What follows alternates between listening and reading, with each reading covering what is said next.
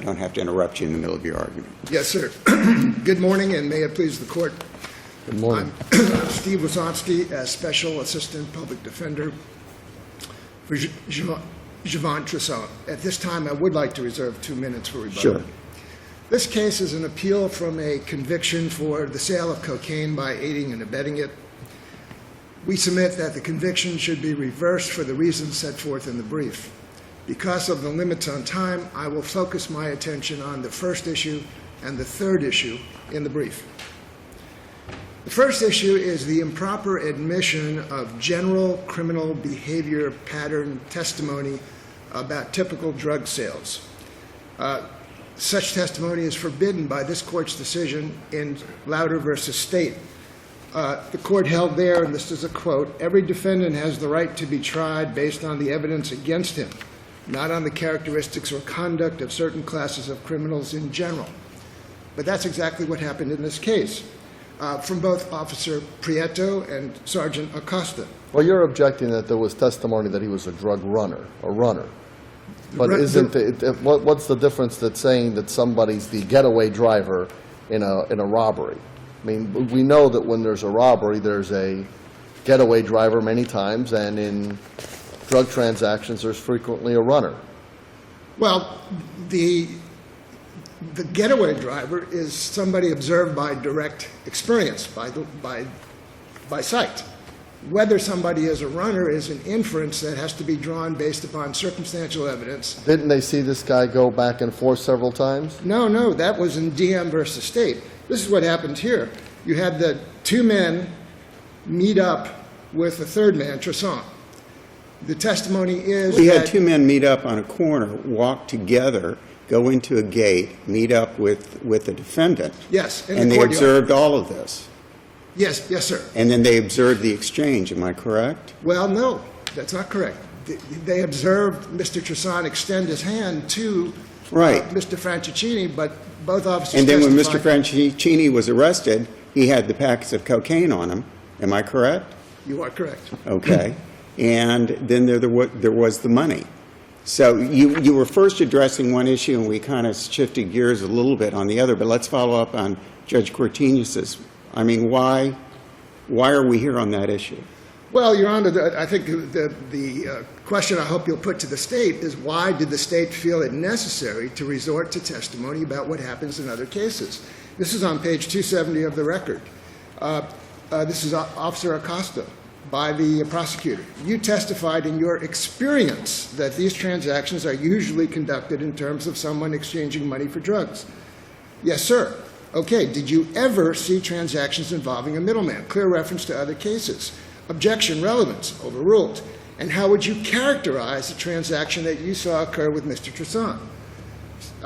It would appear to me professionally, giving an expert opinion, I think, although he hadn't been qualified as such, it appears to me one guy basically bringing in what we call bringing in a customer, and the other guy is the one that serves him.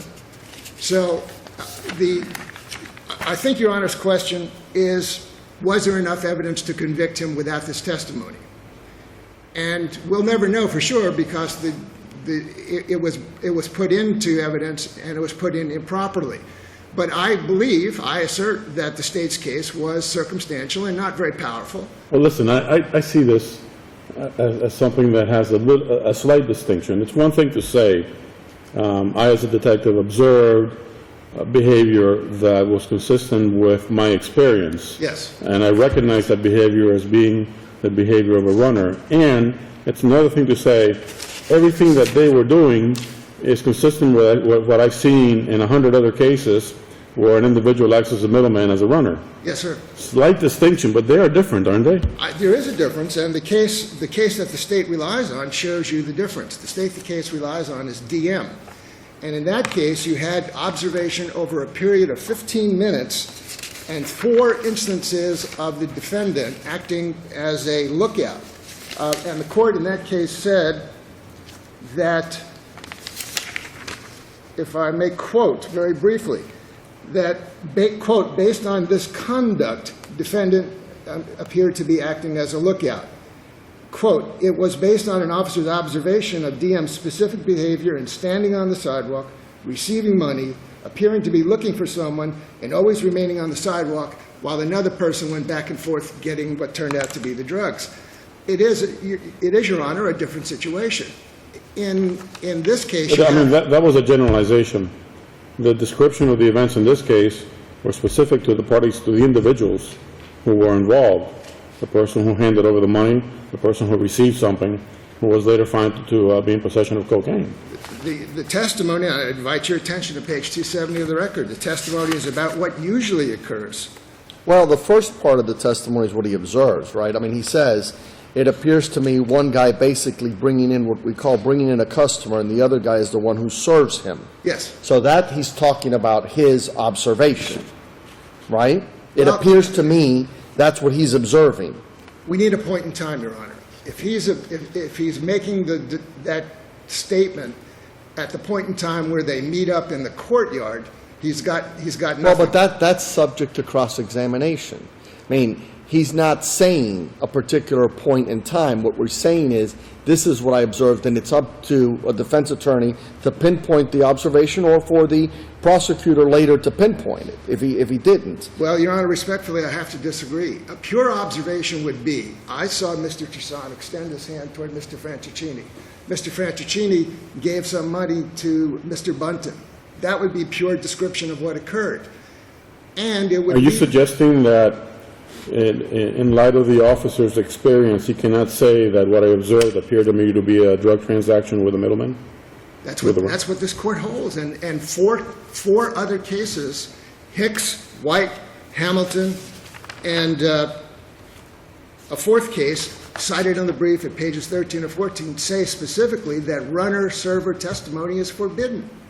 So it's not even a question of extrapolating from Louder.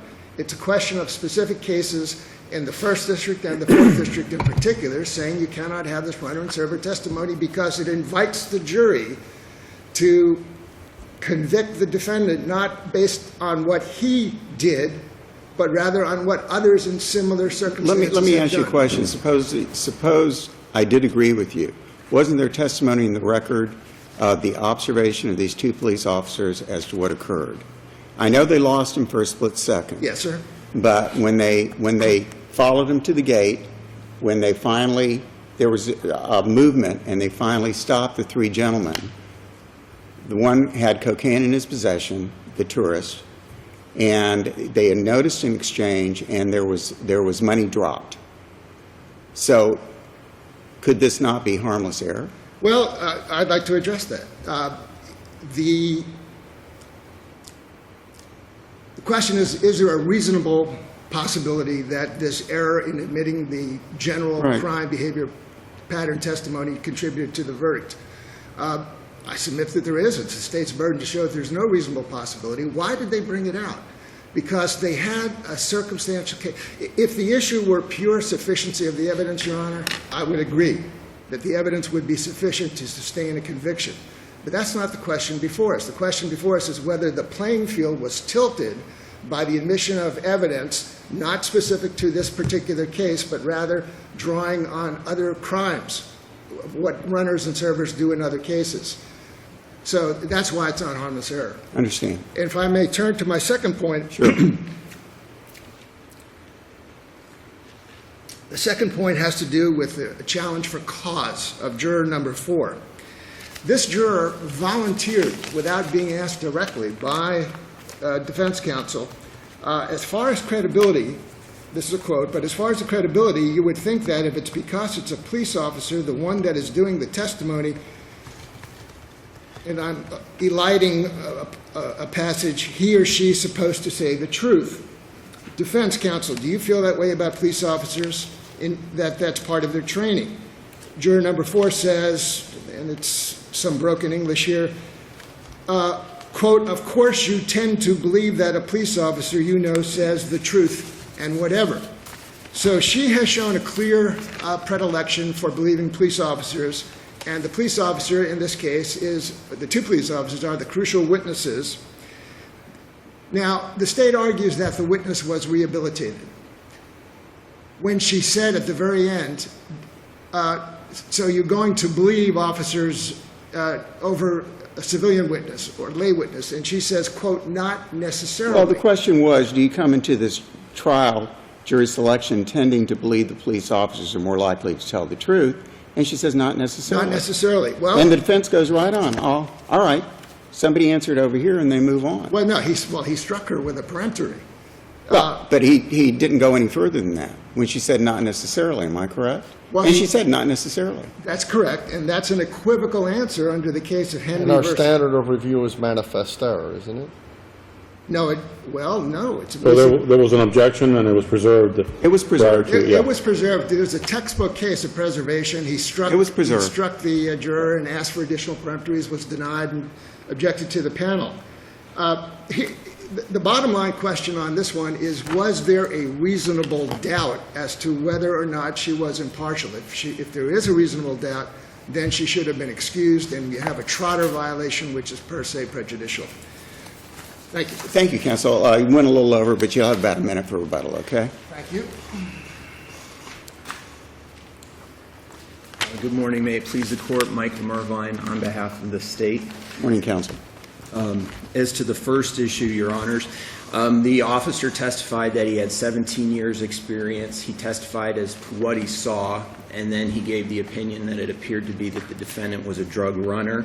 This case is analogous to this court's decision in DM, where the officer was allowed to testify that the juvenile appeared to be a lookout, and the officer was also further allowed to testify that it was common for drug dealers in this area to have lookouts.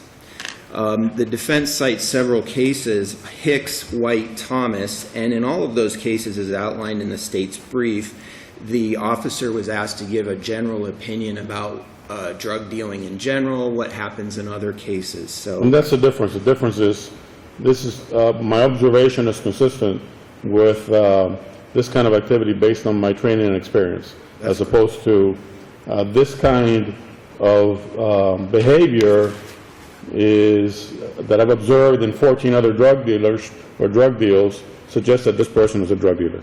That's the difference, right? yes, Your Honor. And what's missing in this entire discussion is our standard of review. It appears nowhere in appellant's brief, and in your brief did no better, not addressing the standard of review on any of these issues. So we appear to be considering everything de novo as I sit here, and I know that's not the standard of review, and you do too. That is correct, Your Honor. I apologize. The standard for review for the admission of evidence is abuse of discretion. That's right. So on this case, I would submit to the court that the court didn't abuse its discretion when it allowed this. And that's that no reasonable person would make the decision that that judge made in admitting that or admitting that evidence. Yes. Moving on to the other issue, I won't read verbatim the transcript. However, when the court does look at it, this juror, either there was a transcription problem or English wasn't a first language. However, when a person reads all of these comments in context, it appeared that the juror, the veneer person, was saying that generally she believed people unless she was given reason to not believe them. Correct. And if Not you to read the believe. entire thing in context, Right. that's what you garner from it. Yes, and when she finally gave an opinion on the crux of the issue, she answered in the negative, and as the court noted, there was no follow-up. So in her original answer, she didn't seem to make a distinction between police officers and people in general. She was talking about people in general, correct? That's the way it appears on the transcript. Yes. Unless the panel has any other questions, I'll rest on my brief. Thank you, counsel. Thank you. Hey, please, the court, on page 8 of the initial brief, it asserts that the trial court abused its discretion when it admitted Officer Acosta's testimony regarding typical drug transactions. I'm hearing the court rejecting the criminal behavior pattern argument. If it does so, it will be in conflict with the other districts in Hicks, Hamilton, White, and Thomas. If the court, whatever the court does, we request that the court issue an opinion. The issues in this case are substantial. They deserve to be addressed by a written opinion. If there are questions. Thank you, counsel. Thank you both very much.